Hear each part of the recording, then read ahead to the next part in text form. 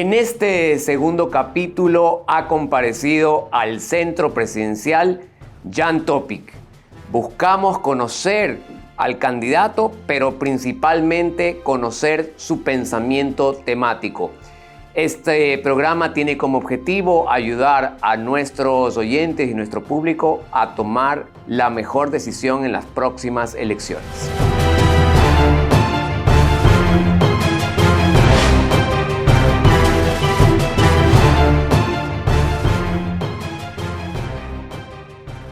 Estamos en nuestro segundo al centro presidencial. El día de hoy le toca el turno a Jan Topic. Jan, Carlos, qué gusto estar contigo.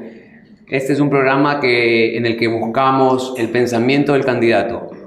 Buscamos que las personas puedan tener la información de lo que piensa para poder tomar su decisión. Y vamos a hablar un poco de todo, Jan. Jan, quiero empezar con una frase y que me digas qué te marca esa frase. La mejor victoria es vencer sin combatir. Hay una frase similar del Lao Tzu, del taoísmo. El hombre sabio no compite porque nadie puede competir con él. Y no es que el hombre sabio es arrogante o es excelente y nadie puede competir con él, no es eso. El tema es que el hombre sabio no combate contra otros, no combate contra sí mismo. Creo que por ahí va el tema, y conectado al tema de la campaña. Mucha gente piensa que el objetivo de una campaña presidencial es ser presidente. Yo no estoy de acuerdo. Yo creo que el objetivo de una campaña presidencial, el objetivo de un candidato a la presidencia, es demostrarse de la forma más honesta posible, presentar su plan de gobierno de la forma más honesta posible, con números, con presupuestos, con cronogramas, y que el pueblo ecuatoriano elija. Entonces no es un tema de competir contra otros candidatos, es ser honesto, este soy yo, esto es lo que represento, esto es lo que voy a hacer, decidan ustedes. Jan, hoy estás al centro presidencial, ¿tú te ubicas en el centro? Ideológicamente pensando. Sí. Yo creo que ya es un tema incluso de ya... Yo no creo mucho incluso en estos temas, en la aplicación de estas líneas partidistas al Ecuador. Honestamente, yo creo que es unos temas de populismo para comprar votos, pero si te vas al meollo del tema, no sé si las políticas van de acuerdo a lo que dicen. Tenemos el caso de Lazo, ¿no? Que sí, que no, que libre mercado, que Estado más pequeño, que vamos a reducir impuestos y llega y hace lo opuesto. Pero tú en una entrevista hace poco decías que tienes también ciertos pensamientos, entre comillas, de izquierda, que yo también los tengo. Yo soy súper social, es decir, no significa que el centro o la derecha tenga un rompimiento con lo social. En manejo económico, centro-derecha, ¿no? Centro-derecha por decirlo así. Pero ¿en qué haces con los beneficios que te da esta línea de pensamiento de centro-derecha? Si es de izquierda, es inversión social. Una de las cosas, para ponerle números al tema, objetivo del FMI de déficit presupuestario este año 2%. Lazo baja a 1.7. ¿Por qué? Porque ese 0.3 no lo invertiste en obra social. Entonces, ¿para quién trabaja? Acreedores internacionales o trabaja por el pueblo ecuatoriano. Entonces, está bien ponerte límites, está bien ponerse el austero, la parte centro-derecha. Está mal no usar esa utilidad para el beneficio del pueblo ecuatoriano, que tal vez es un pensamiento más de izquierda. Si yo te pregunto, ¿quién es Jan Topic? ¿Cómo te defines? ¿En qué ámbito? Porque uno es ser humano, tienes algunas aristas. Tienes algunas aristas. En el ser humano. Si hay algo que me define de cajón, no solo en la política, pero en general, yo soy súper perseverante. Súper perseverante. ¿Alguien ha marcado esa perseverancia? En general, muchas personas, pero una de las personas, conocí a ahorita tengo un blank, no me acuerdo el nombre, fue CEO de Moderna, Stéphane, un francés brillante, ya me acuerdo del nombre, CEO de Moderna, ¿no? Moderna, una empresa, se hizo famosa por las vacunas del COVID, empresa que tenía 15 años, ¿no? Y que durante 15 años perdió plata cada año, y no es que perdía $2 millones, perdía cientos de millones de dólares todos los años. Y el tipo dijo algo interesante: en negocios o en la vida, la gente piensa de que el momento que te va bien es gracias a estos momentos de brillantez, de genialidad, que tuviste una idea descollante y fuiste, y tu negocio creció a 200% en un año. Ese no es el norte. El norte es la consistencia. es crecer, no 200% en un año, es crecer a 20% todos los años. Creo que Stefan Bancel el nombre. Creer en la idea. Y creer en la idea, tanto así, o sea, Moderna, el tipo creyó tanto en su producto que durante 15 años perdió plata. Pero cuando lo logró, y le fue ahora Moderna estúpidamente bien. Pero esa constancia, y lo digo, o sea, en general en mi vida, yo no era buen estudiante, para nada. ¿Estudiaste aquí en Ecuador? Hablemos de escuela y colegio. Secundaria, sí. Secundaria. Primaria, secundaria, sí. Y no era buen estudiante desde creo el quinto curso. Cambio 180, me dediqué. ¿Por qué se dio ese cambio? Ya empezaste a ver una conversación seria con mi padre. Consistente. Terminé sacando, creo que las mejores notas del SAT que ha tenido el Ecuador. Saqué perfecto. O sea, fui a Penn, la mejor universidad de finanzas del mundo. ¿Por qué escogiste de Penn University? Finanzas, la mejor universidad de finanzas del mundo. Bueno, hands down. ¿Y tenías ya clara tu vocación hacia esa carrera? Finanzas, economía, matemáticas. Siempre fue desde chiquito. ¿Qué recoges de haber estudiado en los Estados Unidos? En sí del sistema universitario o la experiencia de ir a una universidad. Una anécdota. Yo, cuando voy a Penn, ¿y qué recojo de Estados Unidos? Es esa ética de trabajo, ¿no? Yo cuando voy a Penn vengo de un colegio, bueno, aquí en Guayaquil, ¿no? Que el Interamericano en Puerto Sur. Pero yo paso del colegio a la universidad de estudiar, ponte qué, fuera del colegio, ¿no? 20 horas semana, y llego a Penn donde tienes que estudiar 40, y para mí era chuta, que está difícil esto. Y mi compañero de cuarto, que había estudiado en estos colegios privados, uno súper bueno en Estados Unidos, me dijo, no, en cambio aquí yo estudio menos que en el colegio.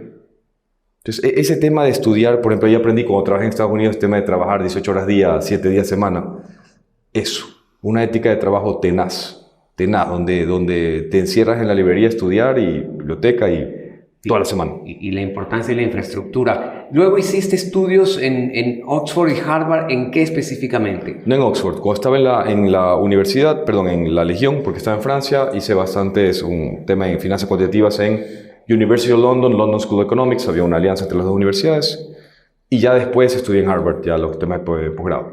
¿Posgrado en? Un chorro de cosas. Temas de negocios, temas de seguridad, temas de eso. Esa experiencia en la universidad americana, esa infraestructura, ¿crees que es un sueño imposible para países como nosotros poder crear un centro? El otro día, por el lamentable fallecimiento de Santiago Bangotenes, veía un poco lo que acaba de decir, la perseverancia de él de montar en Ecuador una universidad de nivel. Estuve hablando con Macarena el otro día y me contó la historia de Santiago. Yo Santiago nunca lo conozco, lo conocí una vez, pero todo era por el mito de Santiago Bangotenes. Pero hablando con Macarena me contó toda su vida. Es un poco lo que acabas de decir, la perseverancia. Sí. Hay otra frase que dice que un ejército victorioso primero gana y luego batalla, y se refiere, por supuesto, y se refiere al líder. Y sabes que no, yo lo conecto a la academia. Tú las guerras las ganas en las universidades. Tú las guerras las ganas en nivel educativo. Hay un estudio que una vez leí, brillante, de Alemania, Primera Guerra Mundial. Alemania arranca la Primera Guerra Mundial con un ejército mediocre.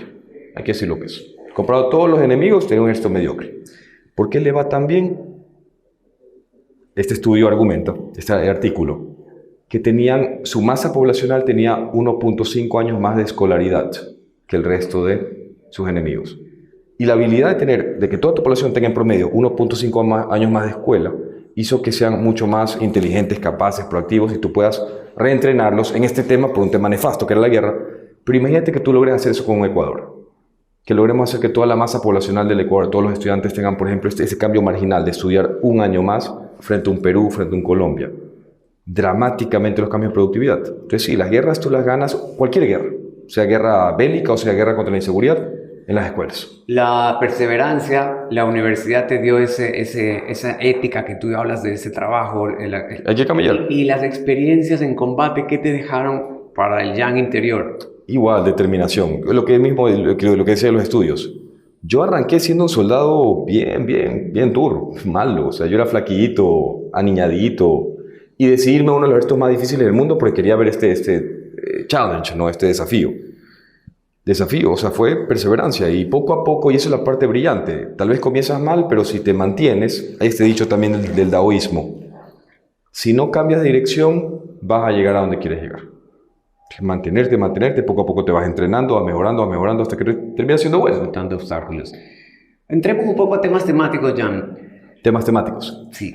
La estructura del Estado, en tu visión, ¿es un Estado intervencionista o es un Estado donde la libertad solamente pues se ve reprimida o suprimida cuando el Estado tiene que intervenir y el resto pues hay que dejarlo libre? ¿Cómo es tu visión del intervencionismo estatal? Pero es que, a ver, yo creo que esa pregunta está muy general.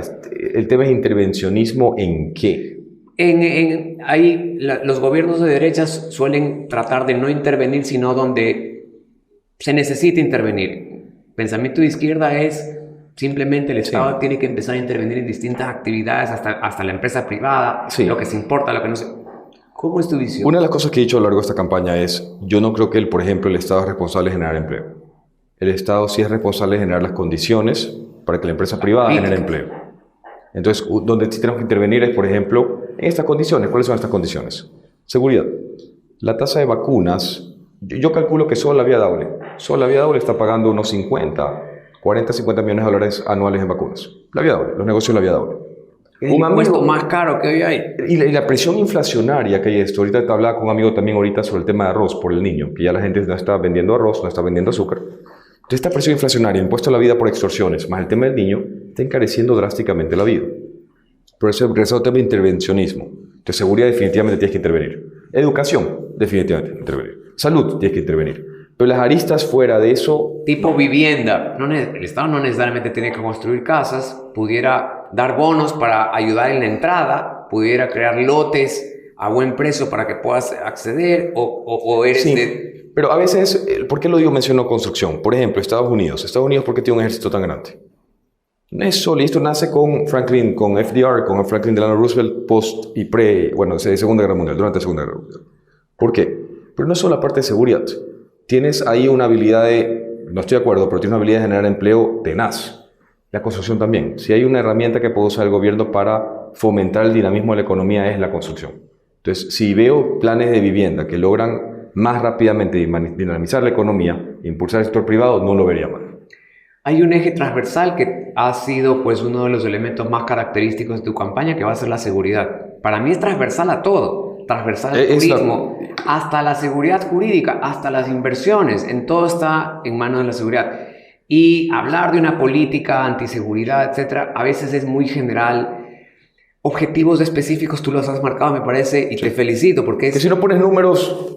Objetivos para poder ser medibles. Ahora, dentro de esos objetivos, por ejemplo, hay también, no quiero decir objetivos bélicos, pero puede haber cosas muy puntuales, por ejemplo, pistas aéreas clandestinas, control de mares nocturnos, tú decías señal de la cárcel. Ponme un poco en orden todos esos objetivos. Tú hablabas el otro día en un cruce de ideas con Felipe Rodríguez de un plan en Brasil. ¿Puedes comentarnos un poco? Obviamente sin dar detalles, porque está mal que nos den detalles, pero ¿cuáles un poco los ejes temáticos en torno a la estrategia de seguridad? Sí, a ver, por no dar detalles, lo que siempre he dicho desde el gobierno actual, que sacó su papelito diciendo que tiene su plan. Que nadie lo ha leído. O sea, a ver, uno no puede divulgar la minucia de las operaciones, ¿no? La fecha, hora, dónde, eso no. Pero el plan macro lo puedes divulgar. ¿No? Y los objetivos deberías divulgarlo, yo creo que incluso por razones éticas. Pues si estás trabajando para 18 millones de ecuatorianos, 18 millones de ecuatorianos quieren saber para dónde vamos. Entonces, arranquemos con eso. ¿Para dónde vamos? ¿Cuál es el número que define la política de seguridad del gobierno Topic Jacome? En 16 meses, reducir la tasa de homicidios por 100.000 habitantes en 30%. Eso. ¿Ya hemos llegado a tener esa tasa hace poco tiempo o no? Yo no soy experto en estadística. Es reducir la tasa de muertes violentas ¿Y esto es por 100.000 habitantes en 30%. Okay. Ahora, ¿cuánto es eso en números absolutos? Muy probablemente terminemos este año por encima de los 30, de 30 muertes violentas en todo el territorio ecuatoriano por 100.000 habitantes. Yo creo que va por 32. Si tenemos 32, la idea sería llegar a un 20, 21 para finales de los 16 meses de mandato, ¿no? Ese es el norte, ese es a dónde tenemos que ir. Primer tema, ¿se puede o no se puede? Entonces, ¿a dónde vas para compararte a eso? Es otras experiencias de otros países donde sí se ha logrado hacer algo así. Y eso creo que hablaba en el tuit de Felipe. Tú coges a Bukele y Bukele en su primer año, con asamblea en contra, sin cárceles, porque la CECOT vino creo que 2021-2022, sin el decreto este que cogía a todo el mundo que tenía tatuajes y lo metió preso, sin nada de eso. 2019-2020, él reduce en 45% la tasa de muertes violentas. Pasa de 36 a 19.7. ¿Cómo? Primero que se puede, antes vamos al cómo después. Primero, ver que se puede.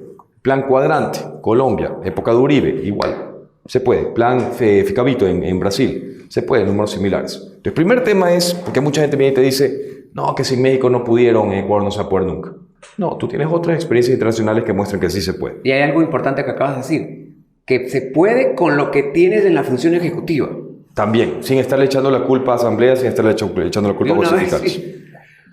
Ojo, ¿qué hizo Bukele? Que es cómo funciona la lógica, o sea, sentido común. Haces lo que tú puedes, le evidencias al resto del mundo que sí puedes hacerlo, y ahí ganas la credibilidad para que el resto del mundo te dé más poderes para que puedas hacerlo aún mejor. Que es lo que pasa en 2021, que hay las elecciones de asamblea en El Salvador, gana Bukele masivamente, pero es en base a lo que hizo los primeros 2 años. Claro, a los resultados, las posiciones. Vas poco a poco. Entonces, primero norte, que es reducción de muertes violentas, 30% en 16 meses.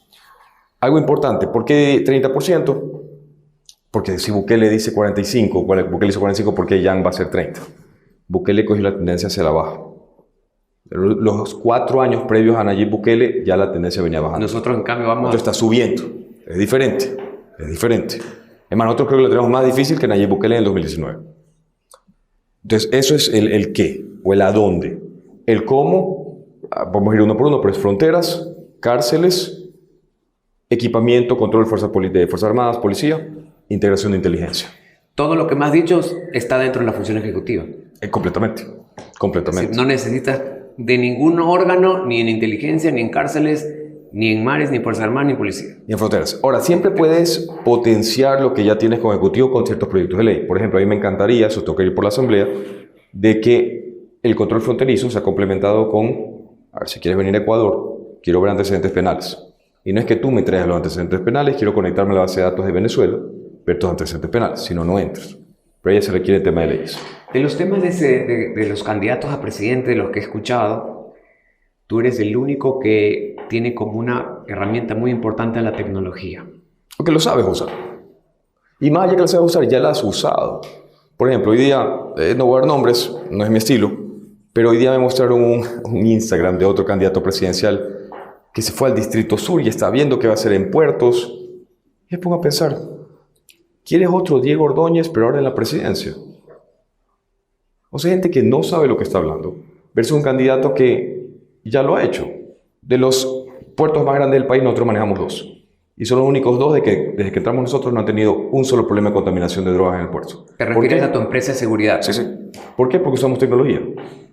Entonces, ya tienes candidatos que, por lo menos uno, que ya ha hecho estas cosas, que no viene a aprender. Porque yo creo que el Ecuador no puede venir a cogerse un nuevo Diego Ordóñez, pero subirlo de cargo y mandarlo a la presidencia. O sea, realmente quieres un Diego Ordóñez de presidente, que viene a aprender. La tecnología ya te proporciona hoy en día un nivel de información brutal que no muchos políticos la usan en la toma de decisiones. Veo que tu forma de actuar es también utilizar la información que se tiene en todo, en todo para... Nuestra campaña electoral, o sea, comenzando en todo. Y no es solo el tema de tecnología e información, es el tema de redes neuronales. Es establecer algoritmos que vayan aprendiendo, que tú los alimentas con data y les pones cuál es el objetivo. Y que ellos solitos te manejen las variables, los coeficientes de las variables para mejor optimizar los resultados.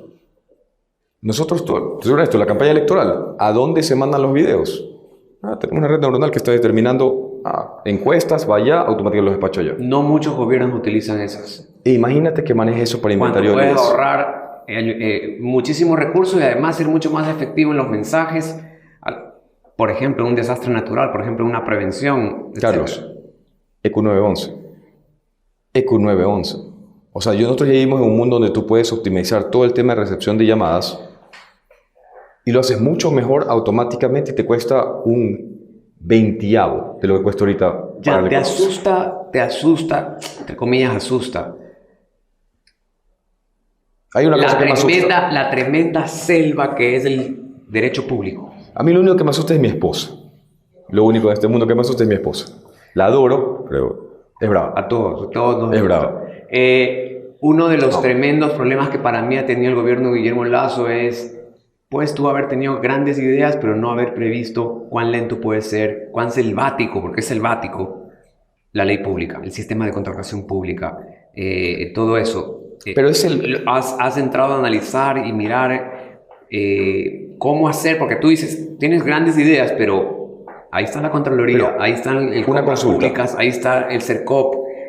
Cuando tú le dices, ¿cómo puede ser que no tiene la policía los carros? No, es que ya se ha caído 10 veces el proceso. Esa selva del derecho público, ¿la vas a abordar?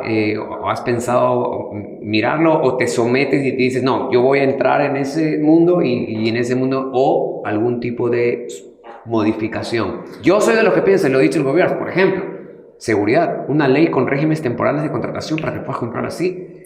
O fenómeno del niño, ¿no? Con un corto tiempo de vigencia, sin que no implique que haya concurso, pero darle un poco más de agilidad. ¿Ese tema te preocupa? O sea, primero hay que entenderlo conceptualmente. ¿Compras públicas es una selva o un sistema que está lleno de chimpancés? Las dos cosas. No sé. No sé. O sea, el sistema es muy poco acorde a lo que sucede. Tiene tanto detalle que es muy fácil que se caiga porque se caen los procesos, o es muy fácil hacer trampa. Porque están mal hechos. Se cae porque la gente que lo está... O sea, no. ¿Pero es un tema de preocupación?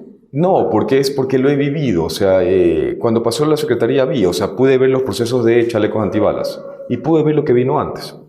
¿Por qué se te demora 1 año y medio eso? No es por el proceso de contratación pública. Probablemente no tienes bien hechos los pliegos, no tienes las especificaciones técnicas. No, antes de eso. Es porque el pana que estaba responsable se pasó yendo a Israel y a Estados Unidos de cóctel en cóctel, de feria en feria, porque les gustan los eventos sociales. Yo detesto los eventos sociales. Uno va a trabajar. Entonces, si tiene una persona que es el encargado, que no sabe lo que quiere, y regresamos al tema de Diego Ordóñez, de que no puedes mandar a alguien a la presidencia a aprender. Si no sabes lo que quieres, dejémonos de vainas. Incluso si no sabes lo que quieres, si tienes 2 de frente, te pasas toda la madrugada viendo en Google y aprendes. Y estuvo una gran época pensando que le grababan sus propias reuniones a él, era como parte de eso. No hay tiempo para esas tonteras. Jan, yo, perdón que ponga el yo, soy un defensor de los gobiernos locales. Yo también. Soy una persona que piensa que un cambio de modelo puede marcar. Estudié mucho España tenía muy parecido a nuestra división política administrativa con provincias y cambió a comunidades autónomas, y los indicadores de educación, salud, etcétera, cambiaron radicalmente. ¿Crees en los gobiernos locales? Completamente. Te pongo un ejemplo fuera del tema de gobierno, pero va a colación. Ahorita el mejor ejército del mundo, ¿cuál es? ¿Cuál es? No es una pregunta capciosa, o sea, supongo que Estados Unidos. Estados Unidos. Si tú analizas cómo se ha descentralizado la estructura del ejército americano versus otros ejércitos de la OTAN, y ni hablar de ejércitos fuera de la OTAN, ejemplo Rusia, hay un concepto que se llama Small Unit Tactics, donde tú no tienes que un sargento tiene que estarle preguntando al teniente, o tiene que estar preguntando al capitán, que está preguntando al coronel, pero lo descentralizas, el sistema de Small Unit Tactics, la eficiencia de la toma de decisiones se vuelve brutal. Brutal, porque la persona que sabe qué está pasando es el que está en campo, está en territorio. Entonces, sí, efectivamente, yo soy fan de eso. O sea, el momento que tú puedes descentralizar la toma de decisiones, lo más que puedas, tienen que haber organismos de control, de auditoría, obviamente. Las cosas se hacen rápido. Claro. Y se hacen bien. Hay hemos peleado muchas personas, entre ellos uno de los partidos que a ti te auspicia, para que haya una distribución automática de recursos a los gobiernos locales y no tengas que estar, pues, eres de esa línea de tratar de facilitar eso, dejar otra huella que puede dejar tu gobierno, es dejar hecho ese cambio para que los gobiernos locales puedan... No sé si en 16 meses se pueda. Yo creo que uno tiene que ser muy enfocado en qué puedes hacer. Esto es que en inglés se le dice low hanging fruit, o sea, las frutas que están en el árbol más abajo. Tienes que encontrar cuáles son los proyectos que mayor valor... Si era tus 16 meses... Eso es otra cosa. Si lo tuvieras como un objetivo. Yo iría incluso a 2 cosas. Una es, que el esquema de toma de decisiones se descentralice. Pero más allá de eso, Carlos, imagínate un mundo donde tienes métricas, estamos en el tema de inteligencia artificial, tienes métricas de todo. Y el sistema automáticamente te puede decir qué es lo más óptimo. Sabes que vamos a construir un puente aquí porque beneficia a tantas personas y te mejora la economía en tanto, o construimos, qué sé yo, un centro de acopio acá porque tanto. Y es automático. Ese es un mundo que me parece brillante. Tú eres de la línea e incluso que los gobiernos locales participen en seguridad, como hay en muchas ciudades, que la policía... ¿sí? La policía en España, lo que es delincuencia común, ¿no? El control de seguridad en las calles es policía municipal. Hay esta unidad de China en el País Vasco, brillantes, yo entrené con ellos, brillantes, y son los metropolitanos, pero son brillantes. Me parece que en Chile también los carabineros están a cargo de las autoridades locales, a lo mejor me equivoco, pero hay muchas ciudades en Europa que la policía, o sea, sí, perfecto, se puede hacer eso. El tema de la seguridad tiene otros ejes que sí ya no dependen de la función ejecutiva. Hay actores, la administración de justicia, la fiscalía, la propia policía te demuestra y te dice hemos capturado 14 veces a la misma persona y 14 veces la función judicial. Es decir, para entrar al centro de todo lo que es la seguridad es necesario sentarse en la mesa con fiscalía, Consejo de la Judicatura, Corte Nacional de Justicia, hasta la Corte Constitucional. ¿Eres de buscar esas conciliaciones o a ver, por supuesto, tu visión es vamos a hacerlo en la función ejecutiva con lo que tengo y no me voy a depender del resto? Es decir, es una desconexión con el resto de funciones, sabiendo que hay personas que no necesariamente piensan igual que tú. No, a ver, por supuesto, tienes que estar abierto a poder conciliar, conversar con todo el mundo. Pero hay una diferencia aquí medular. No puedes depender de esas conversaciones. O sea, es lo que mencioné hace un ratito por el tema de las fronteras, el tema de pedirte récord policial, antecedentes penales. Si tu proyecto se fortalece por terceros, en buena hora. No puede depender de terceros. Porque si dependes de terceros, va a pasar lo que está pasando a este gobierno actual, que le echas la culpa a todo el mundo, te quedas en la esquina llorando y no hiciste nada. Entonces, por ejemplo, tú mencionaste y nos ha pasado, porque trabajamos bastante con antinarcóticos, que sí, que van a capturar un clan familiar y me dicen, chuta, pero esto más lo metimos preso la semana pasada. ¿Cuál es el problema ahí? Y esto es un tema interesante. Tú dijiste la parte, digamos, intelectual, académica. ¿Cómo tú diseñas soluciones al problema? Si ya ves un problema ahí, dentro de tu esfera de influencia que no está dando resultados, porque lo cogiste, allanaste, lo mandaste a audiencia y salió al día siguiente y sigue operando, ¿qué puedes hacer tú dentro de tu esfera de influencias que sí arregle el problema? Y eso es lo que conversamos con Guillermo Lazo. Hay ahorita un operativo Pantera, no sé el nombre, que se enfrasca en las cabecillas de estos grupos delictivos. No están entendiendo el problema. Porque tú matan a Resquiña al día siguiente, subió Fito. Matan a Junior Roldán, bueno, cogió Fito. Cogen a este Gato Farfán, subió Samir. No es un problema de cabecillas. Entonces, si tú enfrascas toda tu solución en vámonos con las cabezas, una depende de terceros, puede ser fiscales, cárceles que no tienes control. Pero también es una estructura delictiva que no depende de cabezas, porque sacas la cabeza y sube otro. Entonces, ¿qué estamos haciendo mal dentro de la función ejecutiva? No estás atacando el problema de fondo, que es el producto. Esto es un negocio para ellos. Entonces, no importa quién es el jefe. Lo que importa es mermar la habilidad logística de ellos de mover producto. Tú hablabas de que acá es más barato. Es la mitad de precio. Es la mitad de precio. Mover cocaína por Ecuador es la mitad de precio que te cuesta moverla por Colombia. Y tienes números. Tiene números. Estamos incautando 200 toneladas. No, 204 el año pasado. Si tú logras subir eso a 400, 450, Ecuador deja de ser negocio. Deja de ser negocio. Pero tienes que tener, repito, la parte conceptual. Tu plan se puede fortalecer por terceros, no puede depender de terceros. Y si tu plan, como está concebido, no está dando resultados, tienes que volverte creativo y ver qué es lo que no está fallando y qué sí puedes hacer para que dé resultados. Eso no falta. Jan, en esta nueva etapa que estoy haciendo comunicación, hay una comunicación que es importantísima, que es directamente con la gente. Y hay mucha gente que me dice, yo voy a decidir mi voto por quien solucione el problema de las vacunas. Es la última pregunta sobre seguridad. ¿Qué le puedes decir a esas personas? Antes de todo, exige a todos los candidatos que te digan cómo voy a resolver el problema de las vacunas, en cuánto tiempo y en cuánto. O sea, primero que te digan cuál es el estado actual de las vacunas. No, por ejemplo, que yo te mencioné de cuánto yo estimo que se pagan vacunas en vía de aula. ¿Cómo estamos? ¿Cómo vas a solucionarlo? ¿Y en cuánto tiempo vas a tener que dar resultado? El momento que tú puedes hacer que el debate en una democracia general se haga en esas líneas, fortalece la democracia. El primer tema es exigir a estos candidatos planes con números. Ahora, ¿qué vamos a hacer nosotros con las vacunas? Están vacunando hasta en domicilios. Ya no solo negocios. Están yendo a las casas. No, aquí estamos a 2 kilómetros de su vivienda. Me están diciendo de que pueden llegar a $2, $3. Sí. ¿Qué hacer? Todo el tiempo, ¿no? Primero tienes que entender cómo funcionan estos grupos delictivos. ¿Ya? No sé si conoces un poquito del tema.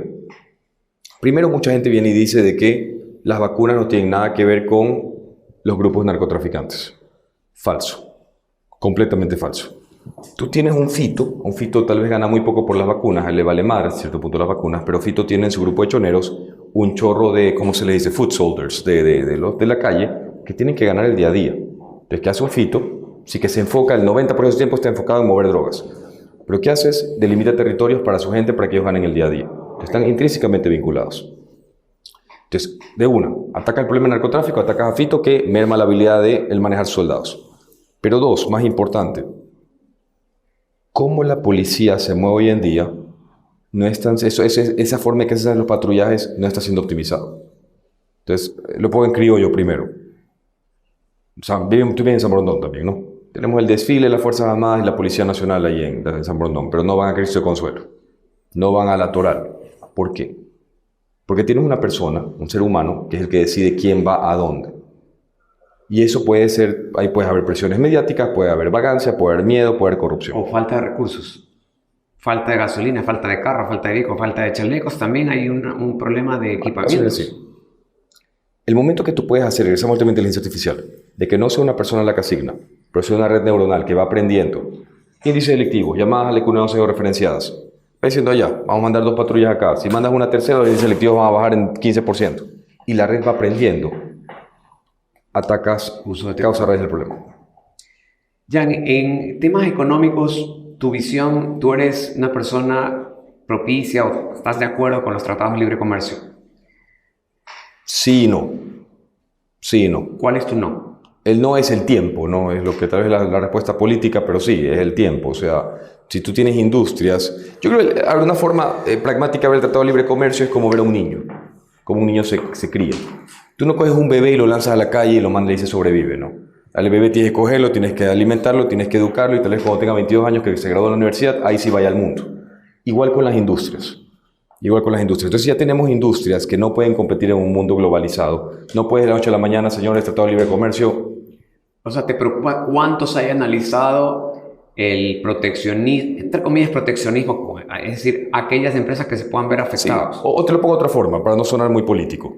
Estoy a favor del Tratado de Libre Comercio siempre y cuando se dé, no es que no se haga, que se dé el tiempo de implementación. Señores, vamos a tener Tratado de Libre Comercio que se dio con China en mayo de 2025. Prepárense. Tienen su tiempo para fortalecer sus industrias, vamos, pero ya no es de la noche a la mañana, ¿no? El gasto público, Jan, el gasto público en cualquier empresa privada, tú puedes reducir costos. En el sector público, pues yo no tengo la menor duda. ¿Eres un poco de la línea de ponerte un objetivo de reducir el costo? No me refiero a la inversión social, me refiero a costo del sector público para tratar de también, pues, tener ahí una fuente de mayor disponibilidad de recursos. No tanto. A ver, yo veo dos problemas aquí. Y excelente pregunta. Porque vamos a entrar tal vez ahorita, no sé si vamos a poner el número, pero vamos a hablar del tema del ISD. Son 700 millones que perdemos, 1.200 que perdemos en Yasuni. Y ya de por sí estamos a, ¿cuánto? 2%. Alguna gente dice que vamos a estar por encima de 2.600 millones de déficit este año. Poco más, dice. Alguna gente dice 4.000, sí. No sé, no creo. Y pero ya da por hecho de que gana la consulta del sí, con lo cual tenemos 1.200. Que cerrar la llave 1.200 por año. Es 55.000 barriles. ¿Dónde veo yo el meollo? Dos lados. Primer meollo. De 10 ecuatorianos, 6 están trabajando en el sector informal, un sector que no tributa. Entonces no es el tema de subirle los impuestos a lo que sí tributan, a ese 35.4% de ecuatorianos que sí tributan. Es mejorar la vida a los otros, o sea, a los 60%, para que venga un sector que, no sé, pues el negocio que pague el IVA a una persona que te paga impuesto a la renta, ¿no? Pero eso es ganar, porque ellos también van a ganar más dinero. Entonces tienes que formalizarlos. ¿Cómo lo formalizas? O antes de eso, ¿por qué están desformalizados? ¿Por qué trabajan en, no sé, negocios pequeños o están en las carreras? Desformalizados, no están incorporados al sistema tributario. Sí, exacto. No tributan. No están afiliados al IES, que es un problema enorme. Entonces yo creo que, de fondo, atacando el tema de seguridad, porque ¿por qué? ¿Cuál es mi visión del tema? ¿Por qué están desformalizados? Es porque este impuesto a la vida es tan caro que, chuta, o sea, tienes que ver qué cosas dejas de lado para hacer que los números cuadren. Y tú no puedes estar pagando, digamos, no sé, pues, 10 y 10% al IES, cuando los tiguerones te están cobrando 25%. Entonces, el primer tema es cómo mejorar el tema de ingresos, tributariamente hablando, es teniendo la mayor cantidad de 60% al mundo que se tributa. Es ganar, ganar. Ganar para el gobierno, ganar para estas personas. 1. 2. Sí, Yasuní, pero tienes un chorro de otros lugares en el Amazonas, pozos petroleros que se puede mejorar. A ver, Lazo nos prometió 1 millón de barriles, ¿no? Quítale los 300.000 del Yasuní. No que estamos en 300.000, estamos en 55, pero podíamos haber llegado a 300. Sacamos eso, podemos llegar a 700.000. Y relativamente rápido, este es un periodo de 2 años. Podemos subir los ingresos petroleros netos a unos 8.000 millones más. Con eso, cerraste déficit y digamos que lo que te queda va mitad y mitad. Mitad vas para pagar principal de la deuda, mitad va a obra social directo a la vena. Educación, salud, viviendas. A propósito de esto del petróleo, Jan, uno de los temas que se debatió en el juicio político es que habían, pues, gran parte del presupuesto del Estado era manejado por empresas públicas que no las ve tan directamente el presidente, sino que están en directorios y ahí se surgieron los problemas. ¿Tú eres de la idea de acudir a esos directorios, eliminar esos directorios, eliminar las empresas públicas? ¿Qué has pensado en torno a eso? 14.000 millones del presupuesto se manejan a través de ese conglomerado de empresas públicas. Sí, creo 13, bueno, no da bruto. A ver, ¿qué te puedo decir? El Estado es grande, tú no puedes manejar todo. Yo no entiendo cómo entra un Hernán Luque ahí. No me cabe, o sea, no me cabe. Existen personas en el Ecuador, y no son pocas, que son patriotas, que no son ladrones y que son competentes. Dentro de ese amplio abanico de personas, yo no sé cómo elige un Hernán Luque. No sé. Pero despersonalicemos. Igual están ahí esos directores. La pregunta es si está bien que todo ese fondo se maneje un poco lejano del despacho presidencial. No, regresamos al tema que tú mencionaste de la descentralización general, porque esto es otra aplicación de la descentralización. El tema es, y yo te lo mencioné, sí, es descentralización, pero descentralización ¿a quién? Entonces, por eso digo Hernán Luque, o sea, tienes que, si vas a descentralizar, primero tienes que hacerlo porque si no, no eres escalable. Tienes 24 horas al día. Pero 2, tienes que poner personas que sepan lo que hacen. Sin duda. Siempre que no sean un Diego Ordóñez y que no sean ladrones, que no sean un Hernán Luque. Mucha gente cuando salió lo de Diana Jaco me vinieron a decir, no, que sí, que cómo es posible que mete una correísta. Yo fui desde el primer video, el video que me lancé a la presidencia, que lo grabé ahí en esa esquina. Sí. Yo fui clarísimo. Hay 2 requerimientos para venir a trabajar conmigo. Tienes que saber lo que haces, altamente técnico, altamente competente, no venir a aprender. Y 2, no es que solo tienes que no haber sido corrupto, porque eso es un hecho sobre el pasado. Tienes que ser incorruptible, que es una promesa al futuro. Pero tiene que haber un sistema de seguimiento también, de control, supervisión, que es complejo. Es una pregunta difícil de responder que la vida ha demostrado a veces que el sector público, el poder, el manejo de millones, pues provoca decepciones. Yo estoy seguro que el presidente tuvo esa decepción, el presidente Lazo me refiero. Pero ¿sabes qué? ¿Cuál yo creo? Yo no soy político, entonces tal vez tengo una visión más apolítica del tema. ¿Sabes por qué creo que eso se da? Honestamente. Por los políticos, por el partidismo. Esa es mi visión. Tú tienes este líder de Singapur brillante, Kuan Yew.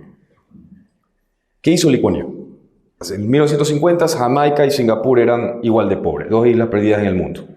2023, mira lo que es Singapur hoy en día.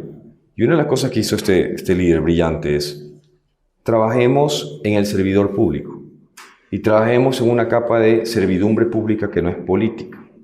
¿Por qué no es política? Porque si tú no eres político y eres bueno en lo que haces, hoy día alcalde es tal persona, mañana viene otro alcalde, pero no porque viene el alcalde te van a sacar a ti.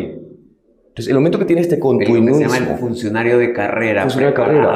Apolítico. Porque ahí tienes una continuidad. El problema es que, mira ahorita, tenemos 16 meses. Y tú le dices, ok, tienes Hernán Luque no corrupto.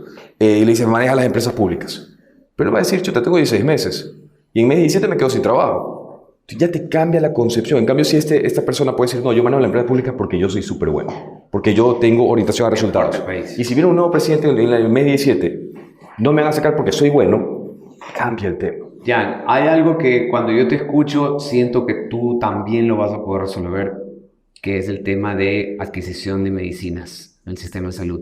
Pienso que con un tema automatizado, mecanizado, tecnología, debe poder resolver. Si tienes plata, el sistema de salud tiene plata, hay provisión de medicinas por parte de los laboratorios que las tienen aquí, ¿cómo puede ser que no haya medicina? Y es un tema que es gobierno tras gobierno, y creo que tú puedes tener un diseño que deje y que quede.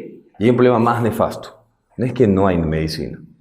Es la medicina que hay, no es medicina. ¿Y cómo funciona esto? También es tema de control tecnológico, no es complicado. ¿Pero qué es lo que pasa? Tú tienes 2 proveedores de medicina. Digamos, me invento un número, cada cápsula te la venden a $1. Precio de mercado. Pero tienes un segundo proveedor que viene y te la vende a 10 centavos. ¿Por qué? Porque la cápsula está vacía.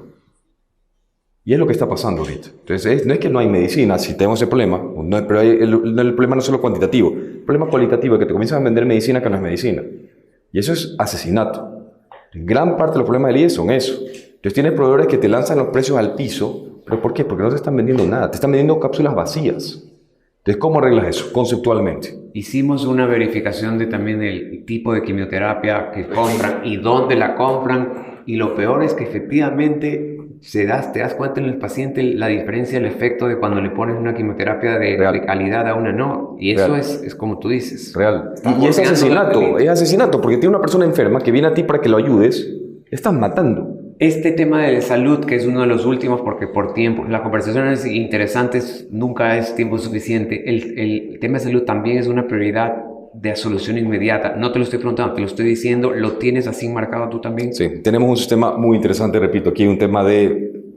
Me dijeron no hablar temas muy técnicos, pero hay un tema de trazabilidad del inventario que lo queremos agregar a cadena de bloques, blockchain, más un tema de inteligencia artificial que va a permitir que contratar auditorías externas aleatorias al manejo de inventario. Es que ese es el gran problema.